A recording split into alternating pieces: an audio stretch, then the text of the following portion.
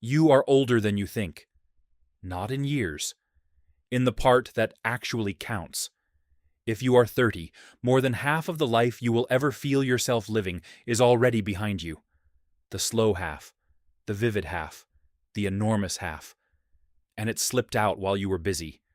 You didn't notice it go. That is the unsettling part. Time did not speed up. A minute is still 60 seconds. Exactly as long as it has always been. Something inside you changed. Quietly, without asking permission. And once you see what it is, you will feel it happening for the rest of your suddenly short-looking life. Let's find where the time goes. You already know this is true, because you have lived both sides of it. When you were a child, a single summer was a geological age. The 6 weeks off school had seasons inside them. The walk to a friend's house was an expedition. One afternoon could hold an entire civilization of boredom, adventure, and return. Now, a year passes like a long weekend. You blink in January, and somehow it is autumn. You tell someone, "See you soon," and the next time you look up, 2 years are gone. The summers are short now, all of them. Same person, same planet, same 60-second minute. So what broke? Here is the first thing nobody tells you. You do not measure time with a clock. You never have. You measure it with memories. When your brain wants to know how much time has passed, it doesn't check a stopwatch. It checks how much it recorded. How many new, distinct, vivid things it had to file away. More memories, more felt time. Fewer memories, less. And childhood is nothing but firsts. The first time you saw the sea. The first time you were left out. The first taste of something sour. The first day in a new class. Every single day demanded a new file. So when you look back, that whole stretch of life is vast, because it is dense, packed wall to wall with things worth keeping. Now try this, right now. Remember last week. Go on, last Tuesday. What actually happened? Now remember a single ordinary week from when you were 8. You can't. And here is the eerie reason. It is not that the week when you were 8 has faded. It is that last week was never written down in the first place. Nothing in it was new enough for your brain to bother. It happened. It just left no mark. That is what fast really is. Not speed. Erasure. New. Here is the strangest part of it. You can live through a slow, dragging week and remember almost none of it. And you can live through a week that flew by and keep it for the rest of your life. The clock you live by and the clock you remember by are two completely different clocks, and they almost never agree. The holiday that felt endless on the Tuesday is a single bright blur by the time you are home. So ask yourself which one you actually keep. It is never the time you felt passing. It is only the time your brain decided to write down. There is a second reason, and it is over 100 years old, first noticed by a philosopher named Paul Janet in the 1890s. It is almost insultingly simple. Each year you live is a smaller fraction of the life you have already lived. When you are 5, 1 year is a fifth of your entire existence. It is gigantic. When you are 50, that same year is 1/50th. The exact same 365 days. But measured against everything you have already been, it is a sliver. Your first day of school and your 40th birthday are both called 1 year. They are not the same size. Not from the inside. Stack those two forces together, fewer new memories, and each year shrinking against the pile.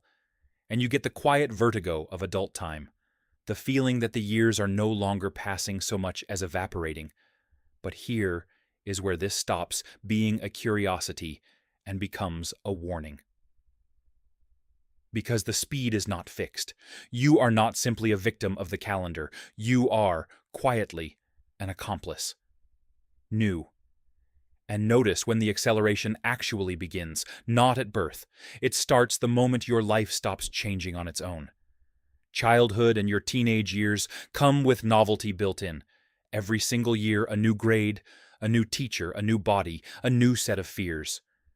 The calendar dragged you through change, whether you wanted it or not. Then school ends, and the conveyor belt quietly stops. From that point on, novelty is no longer delivered to you. It is something you have to go out and find. Most people never do. And that is the exact age, the early 20s, where almost everyone, looking back, says time began to sprint. Think about what adulthood actually is, structurally. The same commute, the same desk, the same four walls, the same faces, the same meals, the same scroll through the same feed, handing you an endless river of content you won't remember by dinner. Your 20s do not vanish because they are unimportant. They vanish because, to your memory, they all look the same. Routine isn't just boring. Routine is an eraser. A week of it gives the brain nothing to keep, so the brain keeps nothing. So the week, as far as your felt life is concerned, never happened. And we have built, for the first time in history, a civilization of near-perfect routine. Climate-controlled, predictable, frictionless. We even outsourced novelty itself to a glowing rectangle that hands us 1,000 new images an hour, not one of which survives the night. Infinite stimulation, zero memory. The perfect machine for making time disappear. The faster your life feels, the less of it you are actually keeping. But turn that over, and it becomes the most hopeful thing in this entire video. If time is a recording, then a recording can be made richer. The people who reach the end and feel they lived a long, full life are almost never the ones who lived the most years. They are the ones who collected the most firsts. The ones who kept forcing their brains to take notes. It is why 1 week somewhere, genuinely new, a strange city, an unfamiliar language, a thing that scared you, can feel longer in memory than the 6 months of work before it. You already know this. The trip was 5 days. It takes up more of you than the whole autumn did. Novelty rethickens time. Difficulty rethickens time. Anything that forces your brain to actually pay attention and write it down. That is you, quietly buying back your own life, one memory at a time, and it does not take as much as you think. You do not have to move to another country. You only have to break the pattern often enough that your brain keeps having to look up and pay attention. Take the long way home. Sit in a different seat. Learn the thing you keep telling yourself you are too old to learn. Have the conversation that scares you. Each one is a small flag your memory plants in the ground.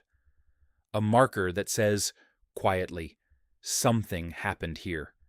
String enough of those flags together, and the year refuses to blur. So here is the truth, and it is a comfort and a quiet alarm at once. This year is already disappearing. Right now, as you sit here, and if nothing in it is strange, nothing in it will survive. You will arrive at December, genuinely baffled, and ask where the year went. And the honest answer will be, nowhere. You let it blur. It dissolved into all the others, because you never gave it an edge. The clock was never your enemy. Sameness is. You cannot add years to the front of your life. But you can add life to the years you have left, not by living faster, but by living stranger.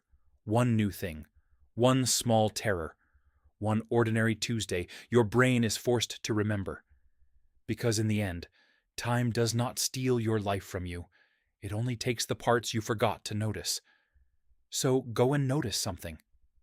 Soon, while there is still a slow summer left in you. This is Ward. New questions all through the week. One at a time, one mystery that refuses to sit still. Subscribe and give this year at least one thing worth remembering.